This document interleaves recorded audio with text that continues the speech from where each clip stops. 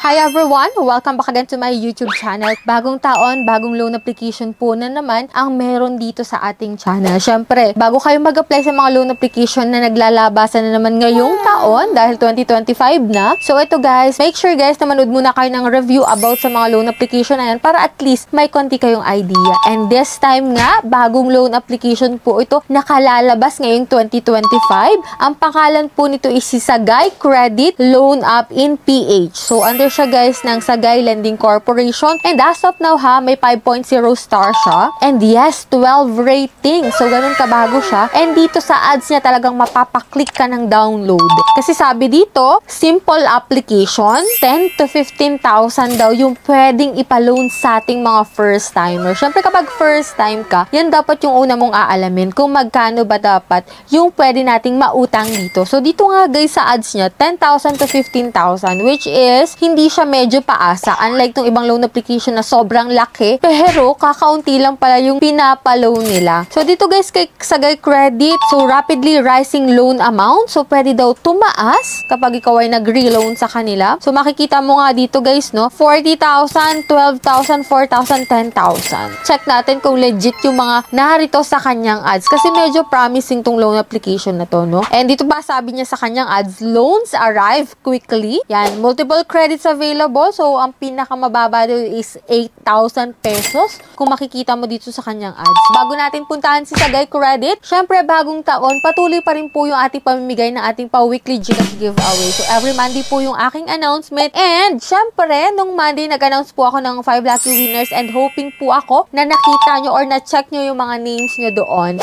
And, for those na hindi pa dyan nananalo, huwag ka mag-alala. May next Monday pa. At if ever po na hindi ka pa subscriber, naku, i-click mo na yung subscribe button. I-like itong video na to at mag-iwan ka ng comment dyan sa comment section bilang entry mo sa ating pa-weekly Gcash giveaway. Every last Monday of the month, continuous pa rin po yun. May isang mananalo ng ating pa-Samsung giveaway which is pwede mong i-convert into cash. So last Monday po, no, hindi pa po nakiklaim yung prizes niya. Nako, i-check mo na kung sino yung nanalo and i-claim mo na yan. So that's it. So much for that guys. Puntahan na natin tong si Sagay Credit bago mo pa siya ma-install. So syempre, dapat i-check mo muna to. So if you're interested, keep watching.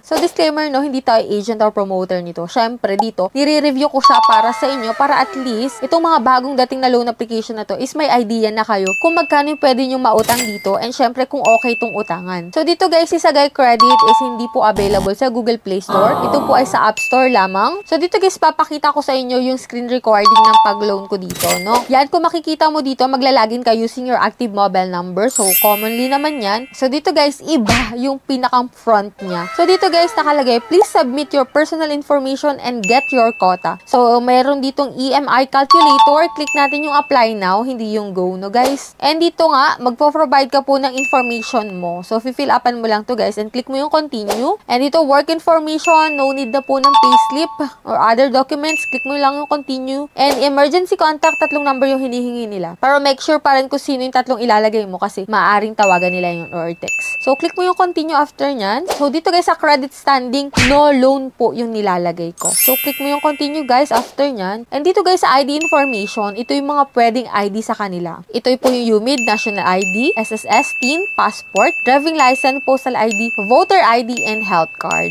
So, yun po yung mga available dito guys, no? And after nyan, bank information na tayo guys. May 2 options ka lang, which is e-wallet and bank. Dito sa e-wallet guys, ito po yung mga pwede. Gcash, Paymaya, GrabPay, OmniPay, and Coins. Yun lang yung pwede mong pagkunan ng pera, no? So, dito guys, after mo ma-fill upan yung bank information, dito sa EMI calculator, meron dito nakalagay na Sagay Credit, 800 po yung minimum. Hindi siya 8,000 guys, 800. And 25,000 yung pinaka-maximum. 0.80% daw po yung kanilang interest. And dito may nakalagay pa sa baba na Happy Borrow, Mini Ease, Fly, Fast Loan, and Profit Link. So, madami siyang loan application na narito. Pero, yung pinakang pangalan niya is Sagay Credit. Kaya dito tayo kay Sagay Credit mag mag-a-apply. So, click natin yung apply now. So, kung makikita mo dito guys, 10,000 yung pinapaloan sa Sagay Credit, which is 90 days daw po yung loan term. So, 3 months to pay siya, and makikita mo dito sa baba na may repayment plan. And 240 pesos yung interest po. Service fee is 8 pesos. Date of application is January 1, so due date po is April 1, 2025.